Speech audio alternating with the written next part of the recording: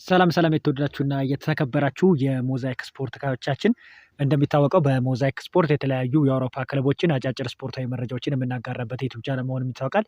በዛሬ ስፖርታዊ ዜናችን ላይ ከቼልሲ ጋር የተገናኙ አጫጭር ስፖርታዊ መረጃዎችን አጋራችኋለሁ። እናንተም እንደተለመደባችሁ ቪዲዮ ላይክ እያደረጋችሁ እንዲጀምሩልኝ በአክብሮት እየጠየቁ ወደ መረጃዎች ያልፋሉ። ወደ መረጃዎች ከማለፌ በፊት በጥር የዝውውር መስኮት ቼልሲ ማንም ቢያስፈርም ደስተኛ እንደምትሆኑ ኮሜንት ላይ እንድታስቀምጡልኝ በአክብሮት ጠይቃለሁ።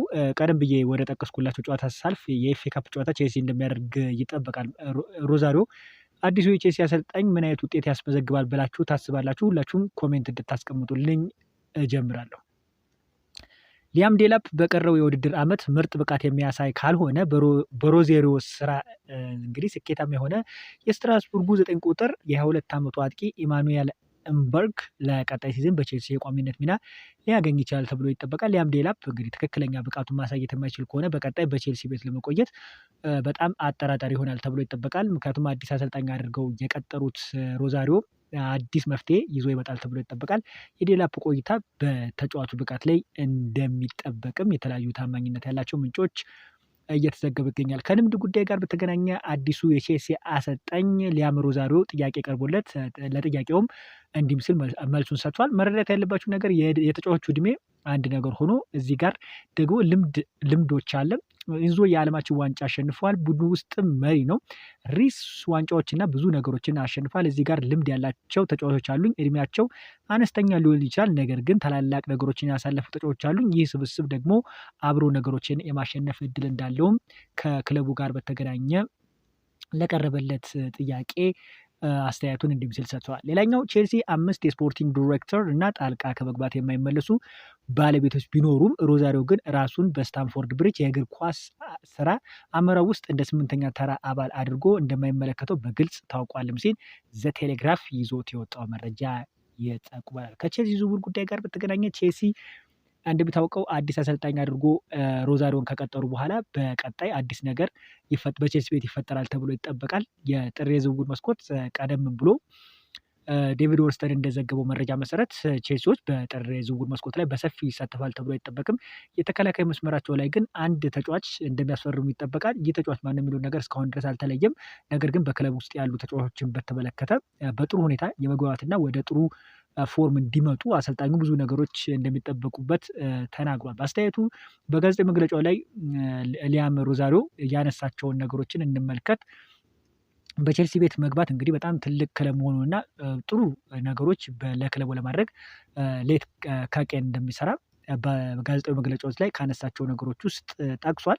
ቼልሲ ታላቅ ክለብ እንደሆነ ወደ ታላቅነቱ ለመመለስ ብዙ ስራዎች መሰራት እንዳለባቸው ተናግሯል። ከዲሲፕሊን እና ከቀይ ካርዶች ጋር በተገናኘ ጥያቄ ቀርቦለት ነበር። በክለቡ በተደጋጋሚ ጊዜ ቼልሲዎች ብዙ ቀዮችን ያዩ ክለቦች ውስጥ ከዲሲፕሊን ጉዳይ ጋር በተገናኘ ይጠቀሳሉ። ካይሴዶን የመሳሰሉ ተጫዋቾች እንግዲህ በተደጋጋሚ ጊዜ ጥፋት እየሰሩ በቀይ ጨዋታዎች ሲያልፋቸው ተመልክተናል እና ከዲሲፕሊን ጉዳይ ጋር በተገናኘ ተጫዋቾቹ ለክለባቸው ያላቸው ፍላጎትን ወደዋለሁ፣ ነገር ግን የዲሲፕሊን ጉዳይ መስተካከል አለበትም ሲል ተናግሯል።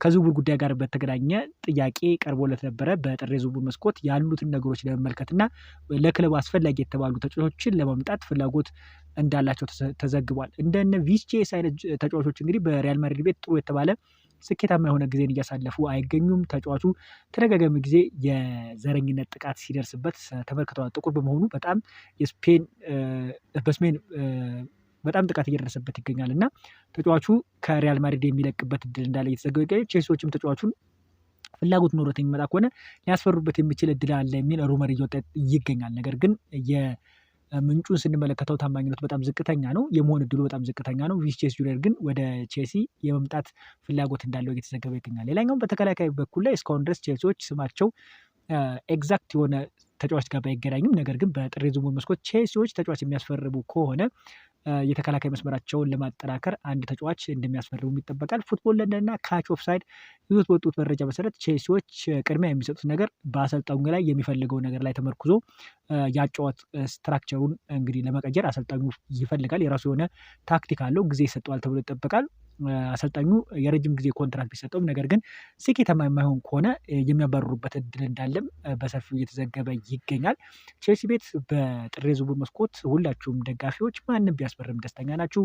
ለቶፕ ፎር ለመፎካከር ቼልሲዎች በጣም ጠባቂ የሆነ ፉክክር ከእንግሊዝ ፕሪሚየር ሊግ ይጠብቃቸዋል ተብሎ ይጠበቃል። ከማንቸስተር ዩናይትድ እና ከሊቨርፑል ጋር የሚያደርጉት ፉክክር ቶፕ ፎር ላይ በጣም እጅጉን ይጠበቃል። ቼልሲዎች አሁን ላይ ለዋንጫ ለመፎካከር በጣም ብዙ ነገሮች እንደሚቀራቸው ይጠበቃል። አሰልጣኛቸውን ያባረሩ ክለብ ከመሆናቸው ጋር በተገናኘ አሁን ላይ በአዲስ አሰልጣኛቸው ቶፕ ፎር ወይም የአውሮፓ ቻምፒዮንስ ሊግ ላይ መመለስ የዋነኛ እቅዱ እንደሆነ እንግዲህ አሰልጣኙን ሲቀጥሩት የቼልሲ ባለሀብቶች ነግረውታል። ወደ አውሮፓ ቻምፒዮንስ ሊግ ቼልሲዎችን ለመመለስ ብዙ ነገሮች እንደሚሰሩም ይጠበቃል። በአውሮፓ ቻምፒዮንስ ሊግ በቀጣይ አሁንም ባሉበት በአውሮፓ ቻምፒዮንስ ሊግ ቼልሲዎች በጥሩ እንቅስቃሴ እንዲያደርጉ በአሰልጣኙ ስር ብዙ ስራዎችን እንደሚሰሩ ይጠበቃል።